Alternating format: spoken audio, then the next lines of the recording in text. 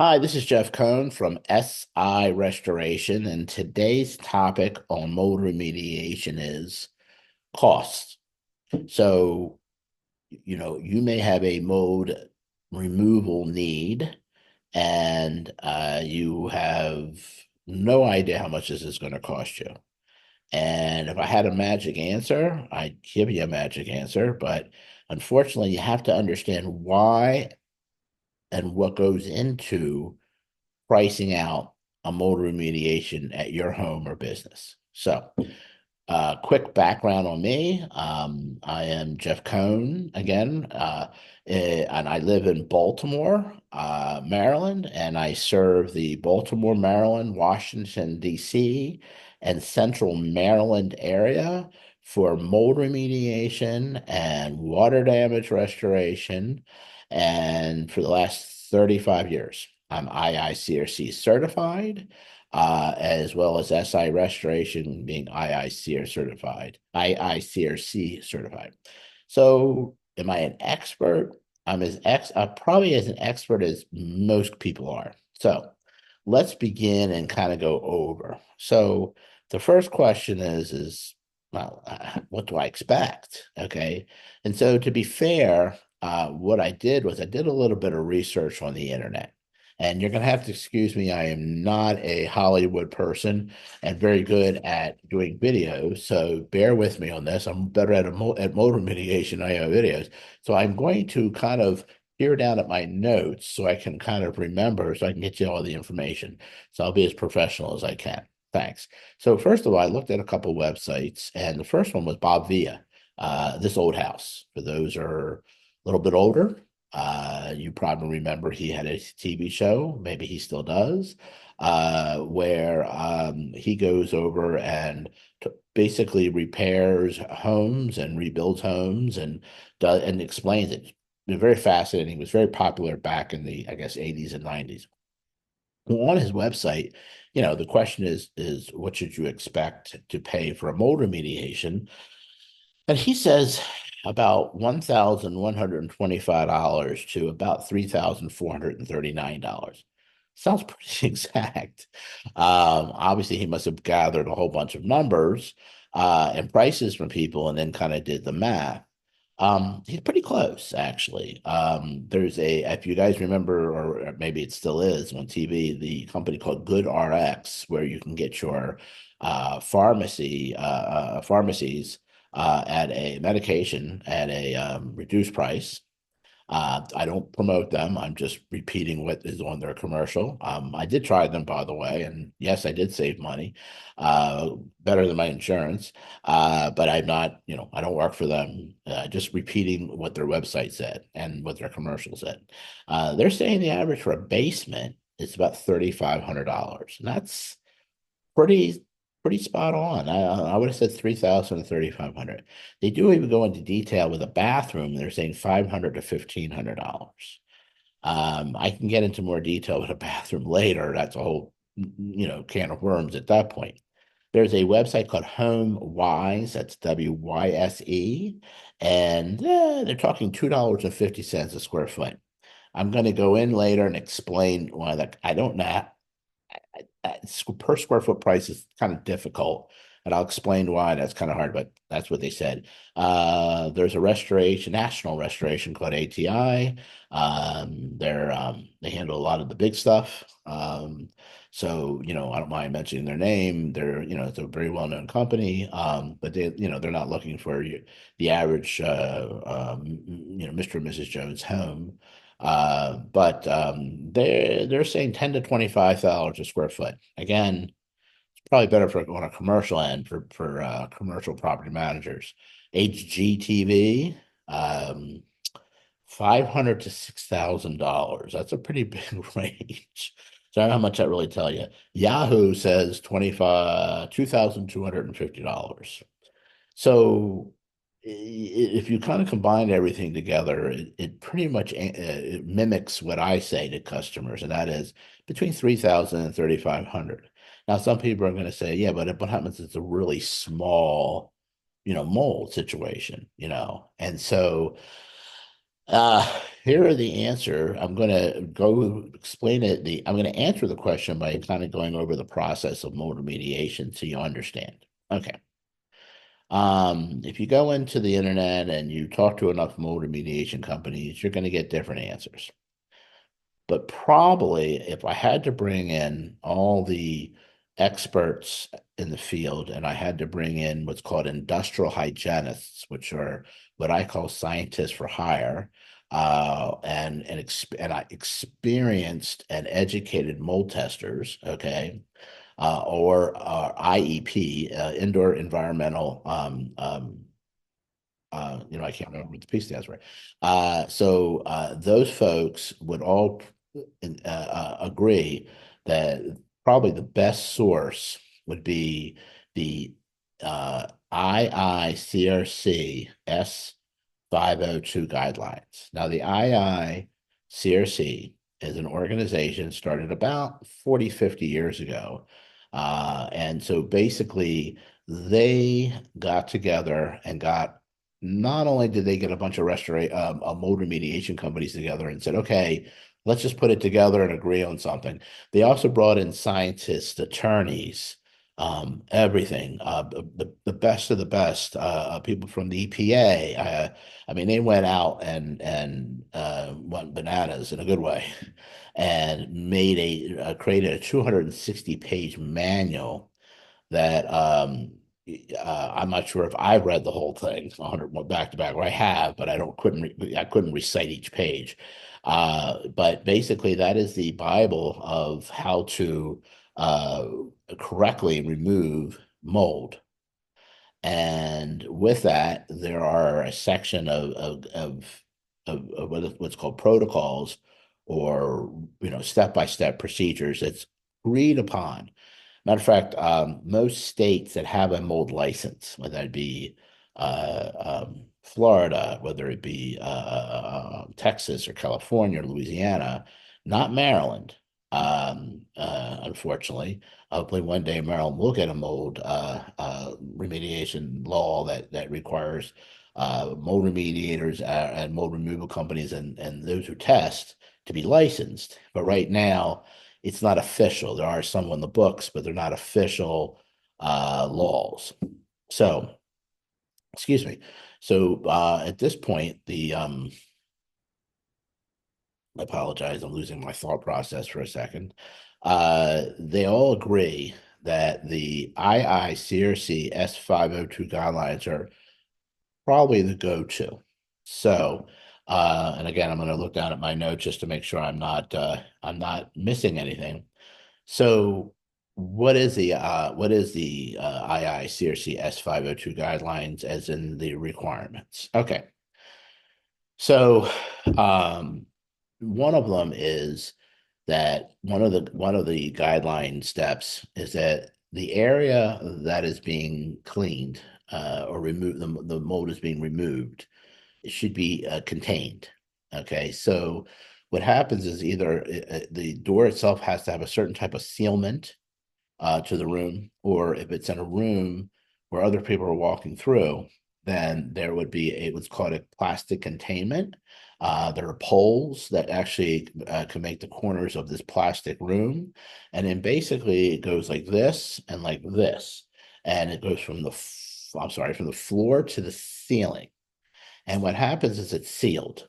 So it's a sealed plastic room with a zipper that goes in. I think you can buy them at Home Depot that you roll out. It's a zip line, I'm trying to remember the product. And you actually roll it out and paste the zipper on, and then you zip it down and go right into the room.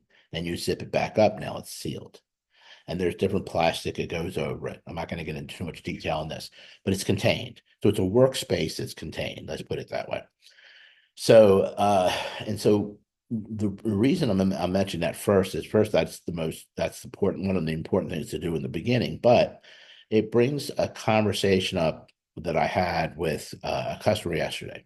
A customer called up and said, listen, we'd like a quote for motor mediation. I said, great. I said, let me tell you, the minimum is $1,500. And I was waiting for her to, you know, hang up the phone, and she said, "No, no, no, that's good."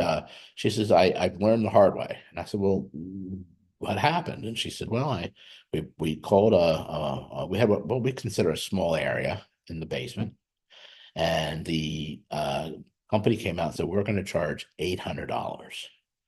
And she said, "Wow, $800." Okay, so they come out, and all they did was bring in two machines called air scrubbers. And air scrubbers are machines which are basically these super power vacuums. It's the best way to describe it without getting into the detail. With a HEPA filter. Now, I know some of you have vacuums with HEPA filters, and I'm sure they are. These are taking that what you guys have at home and magnitude it by a million. Okay, and it's that's how powerful they are.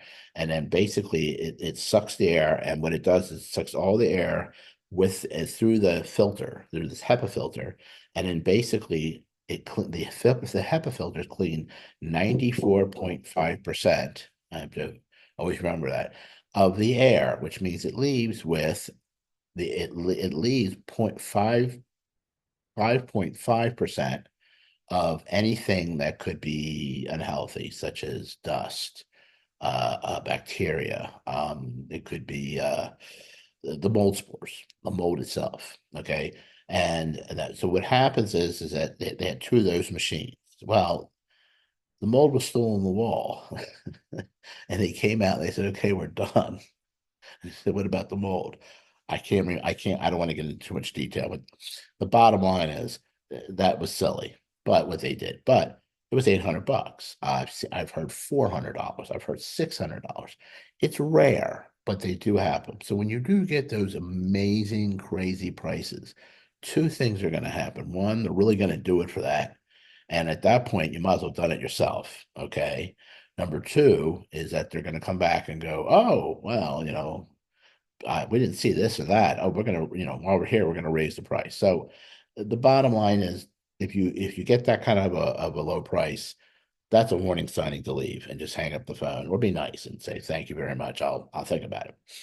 So I can tell you right now that to set up a containment, which is the first step of many of doing this to protect the rest of the area from mold spores, between setting it up, having technicians get it set up, get ready, do that, depending upon the situation, can take, 2, 3 hours.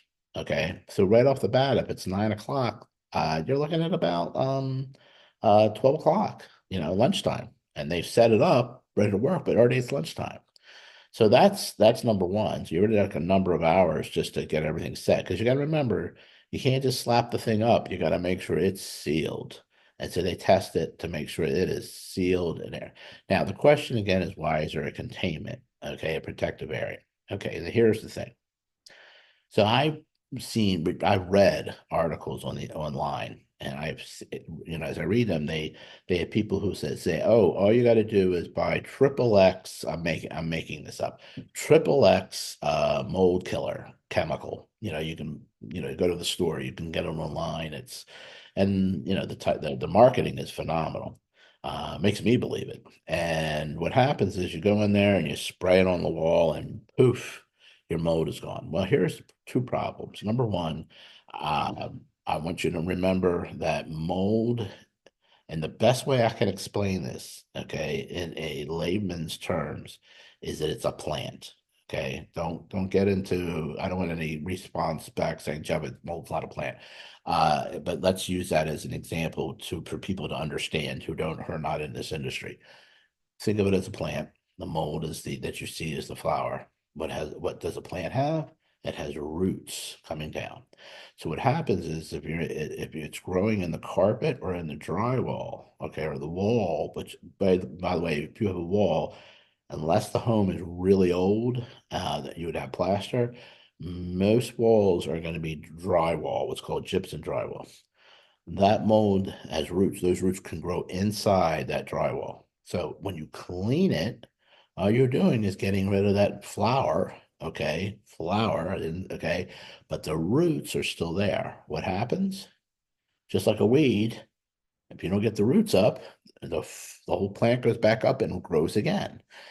Well, not to make matters worse, but as you're cleaning it with the Super Triple X, blah, blah, blah, blah, chemical product, whatever, what you do is you're actually releasing mold spores. So what happens is that I didn't believe this until I actually saw a lab experiment done, okay, and saw it through a microscope.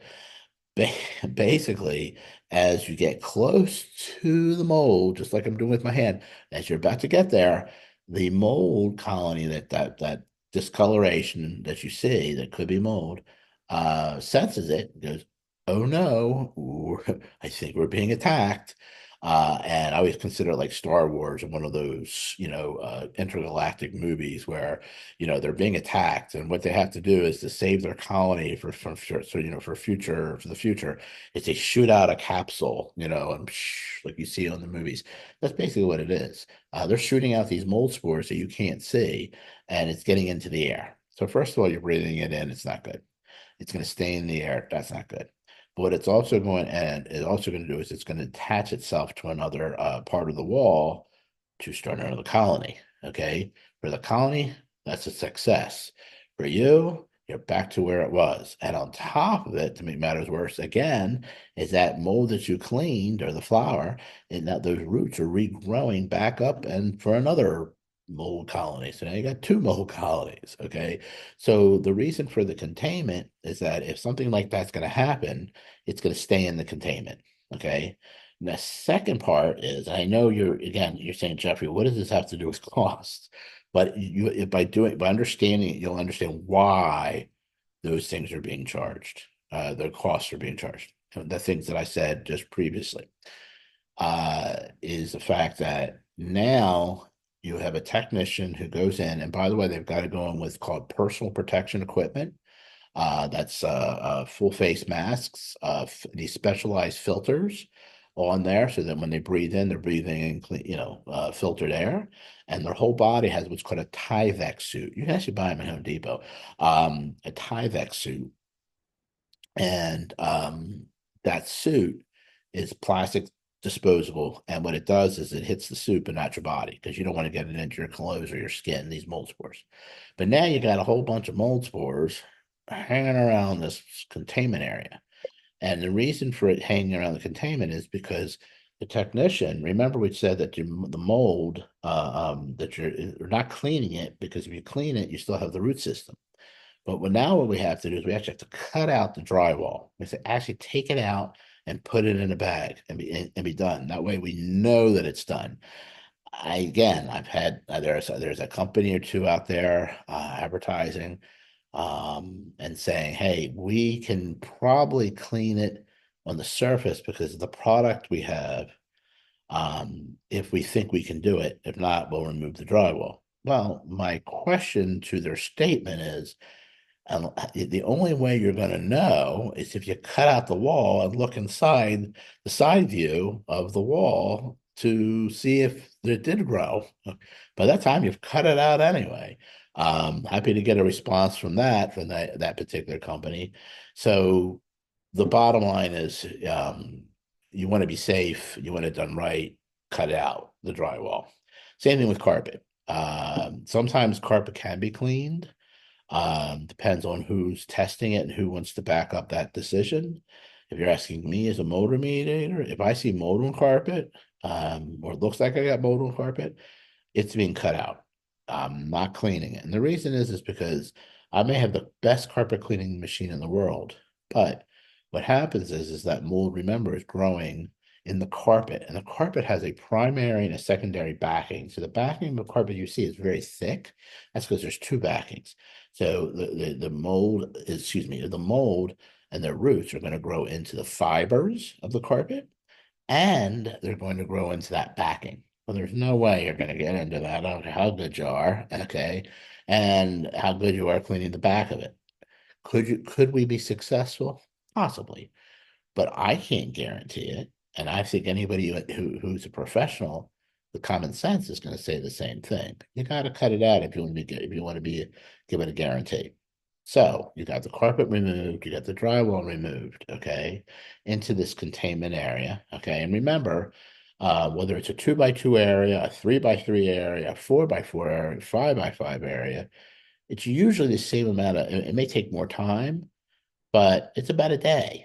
And so people say, well, how about, that charge per square foot price? Unless you got a lot of it, lot, you're gonna end up charging the same amount regardless. And I'll go a little bit further. But anyway, so you've got all that work to be done. Okay, and then after that, you've got wood studs, which are left, that hold up the drywall, and you've got probably cinder block or brick. Now, you can't cut out the wood. You could cut out the wood studs, but it's not necessary. And here's the reason why. First of all, the drywall and the carpet are more absorbent materials. They're looser. They're not a dense material, the way the root system can get in. With wood studs, yes, over time you've seen wood disintegrate when you're picking the drywall off, and that could be a number of things, but it can also be the mold eating the wood, which it does. But if you see mold on there on the wood stud, and the wood stud seems to be pretty solid, that means it's just starting and it's got into that little bit of surface. So what happens, I keep itching. What happens is that you actually go in with a sandpaper and you sandpaper it down till you get to the point where you've got it all removed. Because you'll see that. You'll see the stain, and all of a sudden you're sanding down and it disappears. So, and again, remember, it's all in this containment area with this. I did mention, you know what? I mentioned an air scrubber, but actually it's an air scrubber, but we turn it into what's called a negative air machine. Forgot to mention that. And in the negative air machine, what happens is as it's sucking this air in, where an air scrubber is shooting out, 5.5% of affected air. Now what we're doing is we're putting a tube on it and actually taking the tube and going outside. So what's happening is that little 5.5 is actually going outside. Could the 5.5 affect anybody because it's so small? We're not scientists, and I'm not a scientist, and I'm not a doctor. And so it's according to the IICRC, I'm sure the guys that put this together said, look, why take a chance? Okay, somebody could get sick. And if we say it's okay, then we're besides getting sued, there's a guilt, feeling horrible that somebody it got ill. So it's better to shoot it outside. Okay. Is it going to affect anybody outside? There's so much mold outside. With the amount of airspace outside, I think you'd spend more time worrying it'd be more pain worrying about it than it is getting ill, from that amount because it'll be shooting to the air. So with all that said, and actually you got rid of the drywall, you got rid of the carpet. Now you're going to go in and you're going to scrub down the wood studs, and we are, and then we're going to go ahead and we're going to take a wire brush and scrub down the concrete, cinder block, or brick, whatever's there, so we get all that surface cleaned off. Now, once that happens, is that we're going to use a machine called a HEPA filter, a HEPA vacuum. So even though the HEPA filter machine is, the negative air machine is sucking the air, there's still product, mold spores on the wall that unless it's removed, that machine can't do anything. And so what happens is we're going to take a vacuum that's a HEPA filter vacuum. And again, you may have one from Home Depot or Walmart or wherever you go shopping. I used to say Sears and Heckinger's. I'm from Baltimore and Washington, D.C. And Heckinger's used to be the big name until Home Depot came in.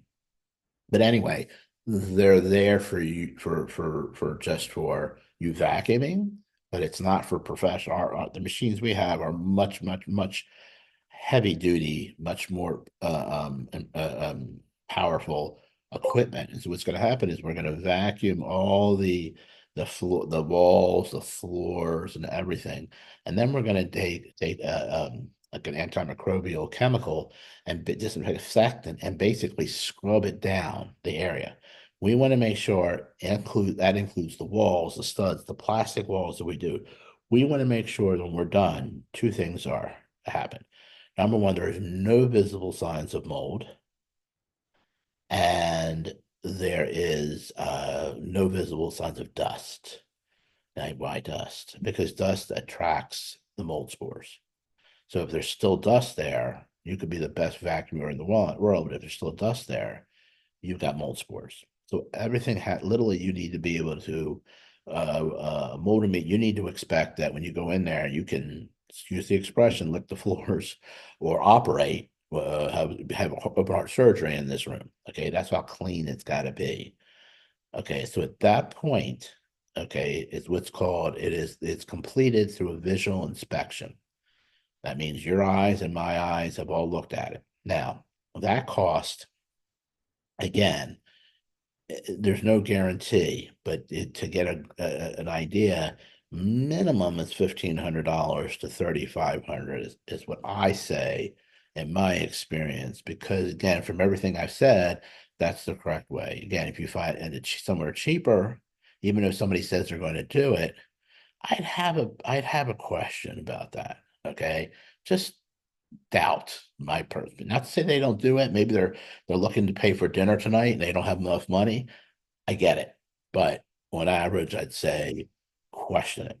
Now, I have people who say to me, "That's great, Jeffrey, but if we take down this containment and you pack up my home, or do we have a healthy environment?" Well, first of all, no mold remediation person or company should ever say, "Sure." They're not doctors. They're not industrial hygienists. They're not anything compared to it. All they are professionals that know how to remove and follow the IICRC S502 guidelines. So that doesn't help the problem of, hey, I've got a child with special medical issues.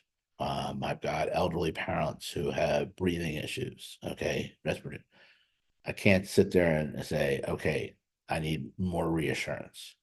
So that brings you to two levels. Number one is you can get it mold tested, okay? And people say, well, should I get it tested prior? Um, if it's a really small area, my opinion would be hold off and spending that money, get it removed, and then have it tested afterwards. And then at that point, what happens is hopefully the person who is testing for the mold has enough experience, can say, here is the baseline of health. Okay. I I would be careful with that type of person, that mold tester who doesn't have any type of scientific degrees. There is a person called an industrial hygienist. Now, the industrial hygienist does have all the scientific background and education and can give you that baseline and be able to prove that, yes, this is a healthy environment after it's been tested. Either we've done a good job or we didn't do a good job based upon the amount of spores in the air. Okay. And so that's what they do. Now, I'm not going to knock a mold tester, someone who's going out who doesn't have that but has a lot of experience. They may be, and you'll have to be able to say, do you can you give a baseline? Can you if after testing, can you say that something is fine? If they say no, then that's you make a decision. That may not be the person you need. There are some people who just want it tested for their own knowledge. Real estate agents use people who test for mold, and they're great. They go in, they know how to use the equipment. But if they're not willing to, you have to know what your end result goal is. That's basically what it is. So hopefully, I have gone over enough information to give you an idea. And if you have any questions, if you're in the state of Maryland and you're in the Baltimore, Washington, D.C. area, sorry, or in between, I'm happy to have you go to our website, www.si-restoration.com. You can call me on my phone, 410-458-5371 at any time. And call me and I'll be happy to answer any questions. If you're not in the state of Maryland, please, I'd love to hear from you, but it's probably easier to find a local company that can answer the same questions. To find those companies, you actually can go to the website of the IICRC or www.iicrc.org and look for certified contractors. Those are actual companies that are certified. That's probably the best that I have. So thank you very much and have a good day.